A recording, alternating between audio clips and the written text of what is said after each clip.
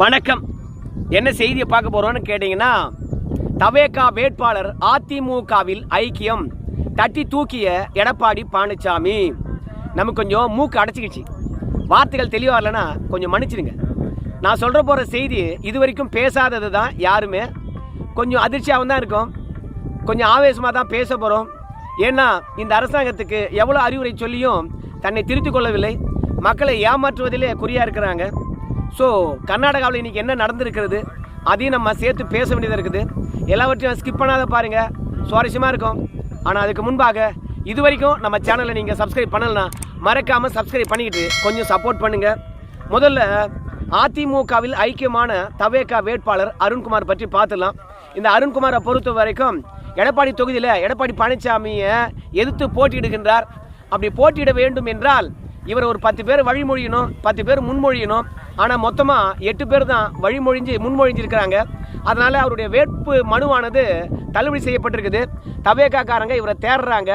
எதுக்கு தேடுறாங்கன்னு கேட்டிங்கன்னா, எடப்பாடி கிட்ட காசு வாங்கின்னு தான் இவர் வேட்புமனு பார்த்தீங்கன்னா தப்பாக மனு தாக்கல் பண்ணியிருக்கிறாரு அப்படின்னு சொல்லிட்டு விவரம் கேட்கணும் என்பதற்காக தேடுறாங்க. அருண்குமார் அன்றைய காலகட்டத்தில் தலைமறைவாகி விடுகின்றார். ஆனால் பிரச்சனையெல்லாம் ஓய்ந்த பிறகு நேற்று எடப்பாடி பழனிசாமியை சந்தித்து தன்னை கட்சியில் இணைத்து கொண்டு இருக்கின்றார்.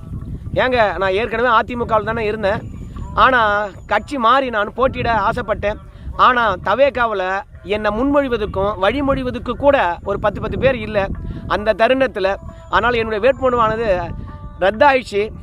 அப்படி தள்ளுபடி செய்யப்பட்டதுக்கு நான் தான் காரணம் என்று சொல்லிட்டு இவனுக்கு அடிக்கலாம் பார்த்தானுங்க. அதனால தான் தலைமறைவாயிட்டேன். என்னுடைய தாய் கழகத்துக்கு மீண்டும் நான் வந்துட்டேன் அப்படின்னு அருண்குமார் அவர்கள் சொல்லியிருக்கிறாரு. ஆனால் இவரால் திமுகவுக்கு போக முடியாது. அருண்குமார் அவர்களை பொறுத்த வரைக்கும் பெரிய தலைவர் இல்லை. மீண்டும் தவேகாவுக்கு போக முடியுமா? துரோகியை வாழ்நாள் முழுவதும் கட்சியில் சேர்க்க மாட்டாங்க. போட்டியிடுவேன் என்று சொல்லி உறுதியளித்து வேட்புமனு பார்த்தீங்கன்னா தப்பாக தாக்கல் பண்ணி வேட்புமனு தள்ளுபடி செய்துவிட்ட பிறகு கூட கட்சி தலைமையுடன் தொடர்பில் இல்லை.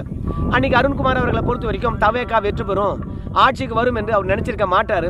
அதுலேயும் சேலம் மாவட்டம் முழுவதுமே அதிமுகவுக்கு ஆதரவான அலை தான் வீசியது. தேர்தல் முடிந்த பிறகும் அதிமுகவுக்கு ஆதரவான அலை தான் இருந்திருக்கிறது. அதிமுகவும் அதிமுக கூட்டணியும் தான் சேலம் மாவட்டம் முழுவதும் வெற்றி பெற்றிருக்கிறது. ஆகையினால் அவர் எடுத்த முடிவு சரியானது தான். ஆனால் துரதிருஷ்டவசமாக ஆடி காற்றுல அம்மியே பறக்கும் என்கின்ற போது எச்சலை கோபுரம் போய் ஏறுவது வாடிக்கை தானே. அந்த மாதிரி தவேகா ஆட்சி கட்டில் வந்துடுச்சு. இப்போ தவேகாவுக்கு போக முடியாது. பாஜகவுக்கு போகலான்னு பார்த்தா பாஜக 2ஆக உடஞ்சி போயிருக்குது. அண்ணாமலை பாஜகன்னு சொல்லிட்டு சரி, தாய் கட்சிக்கே வந்தால் அனுபவம் வாய்ந்தவர்கள் இருக்கிறாங்க, நல்லா அரசியல் செய்யலாம் என்பதற்காக. அது மட்டும் இல்லை, எடப்பாடி பழனிசாமியை எதிர்த்து போட்டியிடாத காரணத்தினால இனிமேல் இவருக்கு அதிமுகவில் ஏற்றம் கிடைக்கும். இதோட அதிமுகவில் நிறைய பேர் இவருக்கு போட்டிக்கு இருக்க மாட்டாங்க. ஏன்னா நிறைய பேர் தவேகாவுக்கு தாவிட்டாங்க. அதனால் இவருடைய வளர்ச்சி அதிகரிக்கும். நல்லா சிந்தித்து தான் அதிமுகவில் இணைந்திருக்கின்றார் இந்த அருண்குமார். வந்தார், வரவேற்போம், வாழ்த்துக்கள். ஆனால் நம்ம பேச போகிற விஷயம் என்ன தெரியுமா? தமிழகத்தை காப்பாற்ற வந்திருக்கின்றார் நம்முடைய ஜோசப் விஜய் அவர்கள். அந்த தெய்வம் கர்நாடகாவில் நடந்திருக்கக்கூடிய படுகொலையை பற்றி பேசவே இல்லை. என்ன படுகொலை அப்படின்னு நினைக்கும்போது, கர்நாடகா காட்டில் 3 தமிழர்களை சுட்டு கொண்டுட்டாங்களாம். கர்நாடகாவில் தமிழர்கள் போராட்டம் நடத்தி கொண்டிருக்கின்றார்கள், பேரணி போய்கிட்டே இருக்கிறாங்க. எதற்கு அப்படின்னு பார்க்கும்பொழுது, அந்த காட்டில் ஒரு 5 பேர் போயிருக்காங்க. அவங்கெல்லாம் தமிழர்களாகத்தான் இருந்திருக்கிறாங்க. அவங்க கால்நடை மேய்ப்பதற்காக போனாங்களாம். ஆனால் அங்கிருந்த வனத்துறையினரை பொறுத்த வரைக்கும் காட்டு விலங்கை வேட்டையாடுவதற்காக வந்திருக்கின்றார்கள். அதனால தான் நம்மளை பார்த்து பதுங்குகின்றார்கள் அப்படின்னு நினச்சிக்கிட்டு அந்த தமிழர்களை நோக்கி சுட்டு இருக்கிறாங்க. அதில் 2 பேர் தப்பிச்சிட்டாங்க, 3 பேர் சுட்டதில் காயமடைந்து உயிரிழந்து விட்டார்கள். இப்போது போராட்டம் நடத்தக்கூடிய தமிழர்கள் என்ன கேள்வி கேட்குறான்னு கேட்டிங்கன்னா, ஏங்க நீங்கள் சுடும்போது அவங்க ஓடினாங்களா, இல்லை சுடும்போது அவங்க பதுங்கியிருந்தார்களா, இல்லை சுடும்போது படுத்துக்கிட்டு இருந்தாங்களா அப்படின்னு சொல்லிட்டு கேட்டிருக்காங்க. படுத்துக்கிட்டு இருந்தாங்க அப்படின்னு சொல்கிறாங்க காவல்துறையினர், குறிப்பாக வனத்துறையினர். அதுக்கு தமிழர்கள் என்ன சொல்கிறாங்க கேட்டிங்கன்னா, கால்நடை மேய்க்க போனாங்க, கால்நடையானது மேயுது. ஆனால் கால்நடை மேய்க்க போனவங்க அசதியாக தூங்க மாட்டாங்களா, இவங்க வேட்டையாட வந்தாங்க அப்படின்னு சொல்லிட்டு சுட்டு வேணும்னே கொண்டு இருக்காங்க. எதையோ திசை திருப்புவதற்காக இந்த வேலையை பார்த்துருக்குறாங்க. நாங்கள் என்ன கேள்வி கேட்குறோன்னு கேட்டிங்கன்னா, அவங்க வனவிலங்கை வேட்டையாடுவதற்காக போனாங்கன்னா அவங்க வேட்டையாடின விலங்கு எங்கே கேட்குறாங்க. 2வது, அவங்க கண்டிப்பாக ஏதாவது ஒரு சில ஆயுதங்களை வச்சு தான் வனவிலங்கை வேட்டையாடிப்பாங்க. அந்த ஆயுதங்கள் எங்கே? நிராயுதபாணியாக கால்நடை மேய்க்க போனவங்களை சுட்டு கொன்னுட்டு விலங்க வேட்டையாட வந்தாங்க அப்படின்னு சொல்றதுல ஏற்புடையது கிடையாது அப்படின்னு தமிழர்கள் வந்து பார்த்தீங்கன்னா போராட்டம் நடத்தி கொண்டிருக்கின்றார்கள். இப்போ தமிழக அரசாங்கமானது 3 தமிழர்கள் வந்து துப்பாக்கி சூட்டில் உயிரிழந்திருப்பதனால கர்நாடக அரசாங்கத்துக்கிட்ட கேட்கலாமே. ஏன்னா அங்கே தான் கூட்டணி ஆட்சி தானே. இங்கே தமிழகத்தில் இருக்குது காங்கிரஸ் தவேகா, அங்கே காங்கிரஸ் தானே ஆட்சி ஆளுது. ஸோ அவங்ககிட்ட கேட்கலாமே, நட்பு முறையில் கேட்கலாமே என்ன நடந்தது என்று சொல்லிட்டு. ஒருவேளை அங்கே போராட்டம் நடத்துக்கிறவங்க சொல்கிறாங்களே, அடா அங்கே வனவிலங்கெல்லாம் வந்து வேட்டையாடலப்பா, கால்நடை மேய்க்க தான் போனாங்க அப்படின்னு சொல்கிறாங்கல்ல, அது உண்மையா இல்லை வனத்துறையினர் சொல்கிறாங்களே அது உண்மையா என்று கேட்டு தெளிவுபடுத்தலாம் இல்லையா? தமிழகத்தில் இருக்கக்கூடிய எந்த அரசியல்வாதியும் இன்னும் கர்நாடகாவில் நடந்த துப்பாக்கி சூட்டுக்கு எதிராக கருத்து தெரிவிக்கவே இல்லை. தமிழக வாழ்வுரிமை கட்சியினுடைய வேல்முருகன் மட்டும்தான் தன்னுடைய கண்டனத்தை பதிவு செய்திருக்கின்றார். ஒரு அரசாங்கமானது எல்லாரை விடவும் முந்திக்கொண்டு பதட்டம் ஏற்படக்கூடாது என்றால் தகவலை மக்களிடையே கொண்டு வந்து சேர்க்கணும். ஆனால் கர்நாடகாவில் ஏன் சுட்டாங்க, எதுக்கு சுட்டாங்க, உண்மையான காரணம் என்ன என்று கேட்டு, ஏன்னா அவங்க தமிழர்கள், உலகம் முழுவதும் இருக்கக்கூடிய தமிழர்களுக்காக புதிய ஆட்சி உருவாயிருக்குன்னு சொல்லிட்டு நேற்று தான் வந்து கோட்டையில் பேசினார் நம்ம முதலமைச்சர். கர்நாடகாவில் சுட்டுத்தாள்னா மட்டும் கேள்வியே கேட்க மாட்டீங்களா? ஊழலில் லஞ்சத்தை ஒழிப்பது மீண்டும் ஒரு சுதந்திர போராட்டம் என்று பேசியிருக்கிறாரு. ஆனால் நம்ம விஜயபாஸ்கர் அவர்களை விலை கொடுத்து வாங்கிட்டு அதிமுகவில் ஊழல் பண்ணிய பழக்கப்பட்ட 6 பேரை விலை கொடுத்து வாங்கிட்டு டிடிவி தினகரன் கட்சியினுடைய எம்எல்ஏவை தனக்கு ஆதரவாக மாற்றிக்கிட்டு இவங்க ஊழலை ஒழிக்க போகிறாங்களாம். ஒட்டுமொத்த தமிழர்களுக்கும் காட்ஃபாதராக வந்திருக்கின்றாராம் இவர். ஆனால் கர்நாடகாவில் தமிழர்கள் 3 பேர் சுட்டு கொல்லப்பட்டிருக்காங்க. வாய் திறந்து கேள்வி கேட்கவே இல்லை. யாராவது ஒருத்தர் இந்த அரசாங்கத்தை பார்த்து விஜயபாஸ்கரை வச்சுக்கிட்டு எப்படி நீ தூய ஆட்சி தருவே அப்படின்னு கேட்கவே இல்லை. இல்லை கரூரில் இருக்கக்கூடிய எம்ஆர் விஜயபாஸ்கரை வச்சுக்கிட்டு எப்படி தூய ஆட்சி செய்வே அப்படின்னு கேட்கவே இல்லை. எம்ஆர் விஜயபாஸ்கர் மீது 100 வழக்கு இருக்குது. நம்முடைய விஜயபாஸ்கர் மீது இல்லாத வழக்கே இல்லை. குட்கா வழக்கு இருக்குது, கஞ்சா வழக்கு இருக்குது, என் ஓட்டுக்கு பணம் கொடுத்த வழக்கு இருக்குது, கல்குவாரி வழக்கு இருக்குது. எந்த வழக்கு விஜயபாஸ்கர் மீது இல்லை? இல்லை கொலை வழக்கு கூட இருக்குதுன்னு சொல்கிறாங்க. இப்பேற்பட்டவர்களை விலை கொடுத்து வாங்கிட்ட நீ லஞ்சத்தை ஒழிக்க போகிற, இல்லை ஊழலை ஒழிக்க போகிற, ஊழலற்ற ஆட்சியை தரப்போகிற. நாங்கள் நம்பணும். மக்கள்லாம் வந்து ஏமாளிகள் என்று நீங்கள் நினச்சி சொல்கிறீங்க பாருங்க. இதை விட கொடுமையான விஷயம் உலகத்தில் வேற எதுவுமே கிடையாதுங்க. இல்லை இந்த பெண்களுக்கு பாதுகாப்பு தான் முன்னுரிமைன்னாரு நம்ம ஜோசப் விஜய் அவர்கள். ஆனால் இந்த சுதந்திர தினத்தன்று பெண்களுக்கு சர்ப்ரைஸ் தர மாதிரி அந்த 2500 ரூபாய் தருவோன்னு சொன்னீங்களே வாக்குறுதி, அதே மாதிரி 60 வயதுக்கு மேலே உள்ள பெண்களுக்கு 3000 ரூபாய் ஓய்வூதியம் தருவோன்னு சொன்னீங்களே, அதை கொடுத்தீங்கன்னா குடும்ப கஷ்டம் தீரும் இல்லையா? கொஞ்சம் இந்த விலையேற்றத்தினால் பாதிக்கப்பட்டு கிடக்கக்கூடிய நடுத்தர குடும்பங்கள் வந்து எழுந்து வரும் இல்லையா? ஏன் நிதி ஆதாரம் இல்லையா? நீங்கள் தானே ஏன் சொன்னீங்க நம்ம முதலமைச்சராக இருந்த ஸ்டாலினுக்கு ஒரு 35% வரி போது மக்கள் கொடுக்கின்ற பணத்திலிருந்து அந்த ஸ்டாலின் ஸ்டாருடைய டாக்ஸை நம்ம கட்டுப்படுத்தினோம்னா நம்ம எல்லா விஷயத்தையும் நம்ம ஒரே மாதத்தில் செஞ்சு முடிச்சிடலாம் அப்படின்னு நீங்கள் தானே சொன்னீங்க. இன்னும் ஸ்டாலின் ஸ்டாருக்கு போகின்ற வரி பணத்தில் 35% கட் பண்ணலையா? 100%, 35% எவ்வளோ பெரிய தொகை? நம்ம பட்ஜெட்டு 3 லட்சம் கோடி போடுறோம். அதில் 35 லட்சம் என்றால் பார்த்துக்குங்க, கிட்டத்தட்ட 1 லட்சம் கோடிக்கு மேலே போகுது. அதை அப்படியே தடுத்து நிறுத்தணும்னா எல்லா நலத்திட்டங்களையும் கடன் வாங்காமல் செய்யலான்னு சொன்னீங்கல்ல. இன்னும் ஸ்டாலின் சாருக்கு போகிற பணத்தை கட் பண்ணலையா? ஏன் கடன் வாங்கினீங்க?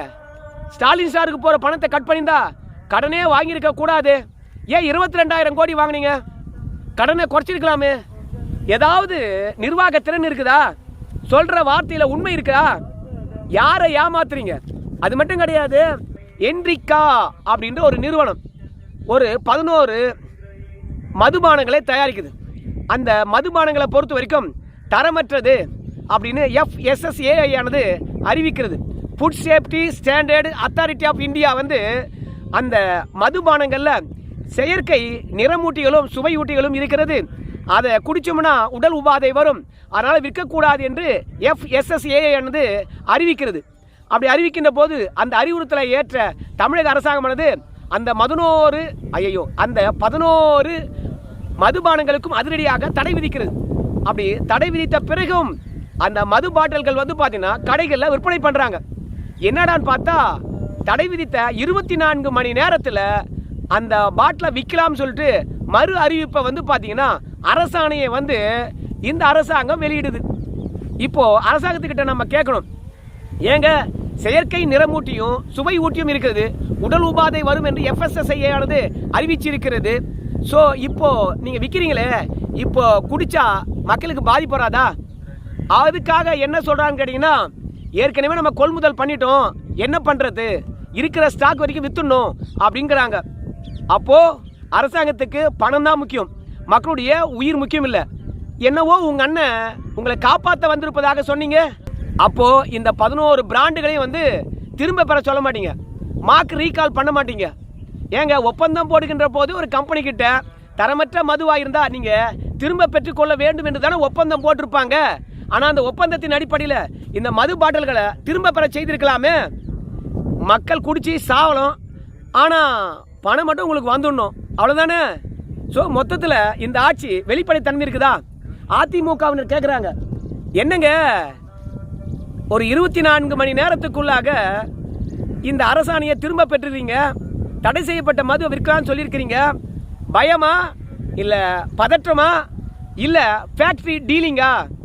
ஃபேக்ட்ரி டீலிங் தான் நினைக்கிறேன் அப்படின்னு வந்து நம்ம ஜோசப் விஜய் அவர்களை பார்த்து அதிமுக கேள்வி கேட்டிருக்கு. 24 மணி நேரத்தில் போட்ட ஆணையை திரும்ப பெறுகின்றீர்கள் என்றால் மக்களுடைய நலன் முக்கியம் கிடையாதா? ஏற்கனவே எளியவன் தான் வந்து பார்த்தீங்கன்னா தரமற்ற மதுவை குடிச்சு சீக்கிரமாக சாவறான், ஏழைகளுக்கு தான் அந்த ஆபத்து வருது. இப்போ கண்ணுக்கு தெரிந்து இது தரமற்ற மது என்று தெரிந்த பிறகும் அதை விற்க சொல்லி கட்டாயப்படுத்துவது நியாயமாக இருக்குமா? திருவள்ளூரில் தான் இருக்குதான் இந்த என்ரிக் என்ற மது தொழிற்சாலை. அங்கே இருக்கக்கூடிய அந்த தொழிற்சாலைக்கு ஒரு ரெய்டை விட்டு, என்னங்க எல்லா மதுக்களும் இப்படி தான் தயாரிக்கப்படுதா தரமற்ற முறையில்? இல்லை அங்கே தயாரிக்கப்படுகின்ற மதுவானது எப்படி இருக்குது, தமிழ்நாட்டுக்குள்ளே தான் தயாரிக்கிறான், ஒரே ஒரு சோதனை போட்டிங்களா? இல்லை இந்த தரமற்ற மதுவை யார் வாங்குவதற்கு பரிந்துரைத்தது அவனை நீங்கள் கைது பண்ணீங்களா? இல்லை கூப்பிட்டு விசாரிச்சிங்களா? ஏன்டா அரசாங்கத்துக்கு இவ்வளோ லாஸு, எப்படி தரமற்ற மதுவை நீ கொள்முதல் பண்ண? ஏங்க சோதனை சாவடியில், குறிப்பாக சோதனை ஆய்வு கூடத்தில் இந்த மதுவை சோதனை செய்கின்ற போது இது தரமற்றதுன்னு தெரியலையா? செயற்கை நிறமூட்டிகள் இருப்பது தெரியலையா? எப்படி கொள்முதல் பண்ணுறதுக்கு அனுமதி கொடுத்தீங்க?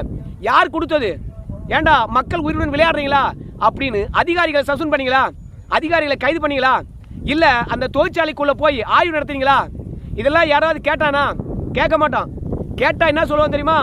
ஏய் நம்முடைய நயினார் நாகேந்திரன் அவர்கள் வந்து விஜயுடைய தாயாரை தப்பாக பேசிட்டார் அப்படின்வாங்க.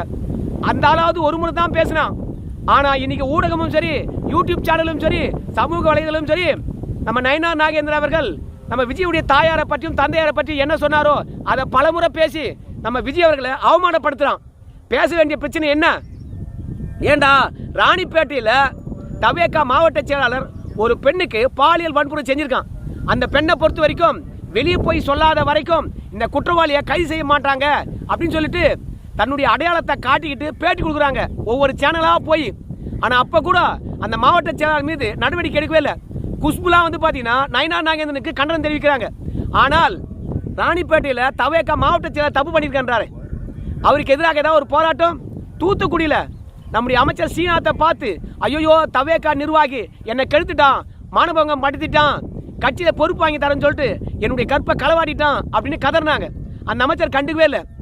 அமைச்சர் கண்டுக்காமல் போகிறதுக்கு தான் மக்கள் ஓட்டு போட்டு தேர்ந்தெடுத்துருக்காங்களா? அந்த அமைச்சரை கண்டித்து என்னைக்காவது போராட்டம் நடத்திருக்கீங்களா? இல்லையா? சி வைகுண்டம் எம்எல்ஏ பாலியல் வன்முறை செஞ்சவங்களை காப்பாற்றினாங்களே, நடவடிக்கை எடுத்துட்டாங்களா? அவங்கள அந்த சட்டமன்ற உறுப்பினர் மீது ஏதாவது நடவடிக்கை எடுப்பதற்காக யாராவது போராட்டம் நடத்துனீங்களா? நயினார் நாகேந்திரன் வந்து எளிய இலக்கு. அந்த ஆளுக்கு அறிவே கிடையாது. இவ்வளோ வயசாச்சு, பெரிய பதவியில் இருக்கிறோம், எதை பேசணும் கூட தெரியாம ஐயோ என்னுடைய பேச்சுக்கள் திரிக்கப்பட்டு விட்டுவிடு, நான் தப்பா பேசல அப்படின்னு சொல்றாங்க. இதெல்லாம் நியாயமா? நயினார் நாகேந்திரன் நீங்களே இந்த ஆட்சியை காப்பாத்துறீங்களே, திசை திருப்பதுக்கு உதவுறீங்களே, நியாயமா இருக்குமா அப்படின்ற கேள்வி மட்டும்தான் நமக்குள்ள இருக்குதுங்க. மொத்தத்தில் இங்க பல்லாவரம் தெரியுமா? பல்லாவரம், அந்த பல்லாவரத்தில் கஞ்சா விற்கிறாங்க 2 பேர், சின்ன பசங்க தான். அவனுங்க என்ன பண்ணியிருக்கான்னு தெரியுமா? நீ கஞ்சா வாங்கினீங்கன்னா போதைப் பொருள் இலவசம். எதுக்கு ஆஃபர்னு தெரியல. ஆடி ஆஃபரில் துணி வாங்கி பார்த்துருப்போம், நகை வாங்கி பார்த்துருப்போம். ஆனால் கஞ்சா வாங்கி பார்த்துருப்போமா? இந்த ஆட்சியில் கஞ்சா வாங்கினா போதைப் பொருள் இலவசமா? ஆடா பாவீங்களா, யாருக்கிட்ட ஆட்சியை கொடுத்துருக்கோம் பார்த்தீங்களா? திருந்தவே மாட்டீங்களா? இவங்களுக்கு ஆளுமை இருப்பது போலவும் தெரியல. இவங்க அனுபவம் பெற்றுக்கொள்ளவும் மாட்டாங்க. மக்களை ஆட்டி படைக்க போகிறாங்க பாருங்க. இந்த விர்ச்சுவல் வாரிசை பொறுத்த வரைக்கும் திருச்சா சுதந்திரத்துக்கு வந்தாங்க. என்ன கலர்ஃபுல்லாக வந்தாங்க தெரியுமா? அவங்க பொன்னிற கலரில் புடவை, நம்ம விஜயம்மா வந்து பச்சை கலரில் புடவை, நம்ம சந்திரசேகர் அவர்கள் வெள்ளை உட. என்ன ஒரு தேசிய ஒற்றுமை அப்பா! சே, தேசியத்தை பறைசாற்றி விட்டார்களப்பா அப்படின்னு சொல்லிவிட்டு தேசிய கொடி வடிவில் 3 பேர் உட்காந்துருந்தாங்களாம். அந்த ஃபோட்டோ எடுத்து போட்டுக்கிட்டு கிண்டல் பண்ணிட்டு இருக்கானுங்க. நாடு எங்கே போகுது பார். பேச வேண்டியவங்களை பேசாமல், பேச வேண்டிய பிரச்சனையை பேசாமல், ஒட்டுமொத்தமாக திரிஷா மட்டுமே நேற்று பேசிட்டு ஊடகமானது கடந்து போய் விட்டது. நயனார் நாகேந்திரனுடைய ஆபாச பேச்சு மட்டும் பேசி கடந்து போய் விட்டது. ஆனால் இங்கே போதைப்பொருள் விற்பதோ, இல்லை கர்நாடகாவில் தமிழர்கள் சுட்டு கொல்லப்பட்டதோ, இல்லை மதுவை விற்க வேணாம்னு சொல்லி தடை விதித்து மீண்டும் விற்க சொல்வதோ, பெண்களுக்கு பாலியல் வன்புணர்வு நிகழ்ந்ததை பற்றியோ யாரும் பேச தயாராக இல்லை. நான் பேசின மட்டும் யார் கேட்க போறீங்க? நன்றிங்க.